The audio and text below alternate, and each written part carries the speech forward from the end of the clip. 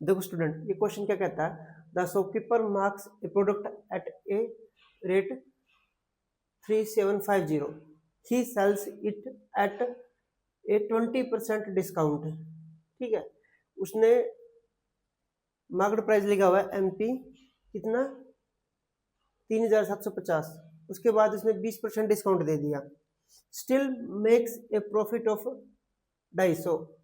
उसने क्या किया कि उसने 3750 तो उसका मार्केट प्राइस लिख दिया, 20% उसने डिस्काउंट दे दिया, डिस्काउंट पे उसने बेच दिया, मतलब डिस्काउंट देके उस जिस डिस्काउंट पे बेचा है ना उसमें भी जो 250 का प्रॉफिट हुआ। What is the difference between the market price and the cost price of the product.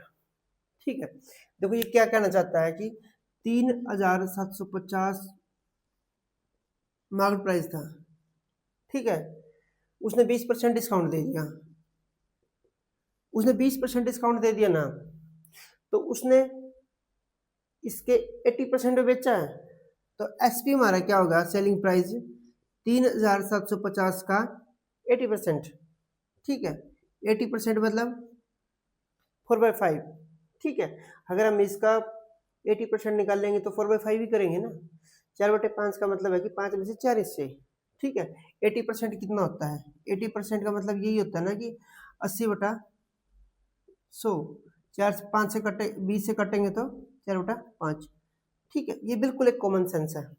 हमें किसी नंबर को जिससे गुणा करेंगे, जिसे वो यहाँ पर 5/5 से कर दे तो बिल्कुल यही नंबर आ जाता, पर हमें इसका 80% चाहिए तो 4/5 हो गया, ये हमारा सेलिंग प्राइस आ गया। ठीक है, ये कितना आ गया, 5 से किया तो 5 7 35 25, 5 2 25 75, और ये कितना आ गया 750, 3000 आ गया ये देखो।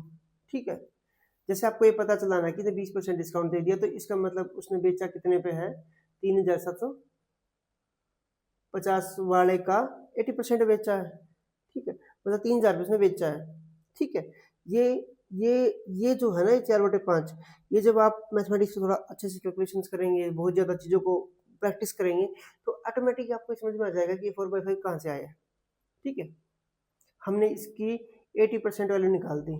ठीक है, हमने इसका 0.8 वैल्यू निकाल दी, ये एक्चुअली में 0.8 ही तो है ना। ठीक है, अब देखो इसका कितना आ गया, 3750 था, 20% डिस्काउंट दे दिया, 3000 का बिक गया। अब क्या कह रहा है कि ये भी इसको 250 का प्रॉफिट हुआ। ठीक है, इसको 250 का प्रॉफिट हुआ इसका मतलब इसने खरीदा कितने का था, 2750 का खरीदा होगा ना, 2750 का खरीदा, 3000 का बेचा है। ठीक है, हाँ इसने मार्केट प्राइस लिख दिया था 3750। ठीक है, अब इसने क्वेश्चन में क्या पूछा है, what is the difference between the market price and the cost price of the product. अब देखो इसने इसका डिफरेंस पूछा है, ये कितना है 1000, दिख रहा है ना, ये 3750, ये 2750, तो कितना आ गया, ये थर्ड ऑप्शन हमारा टाइट हो गया।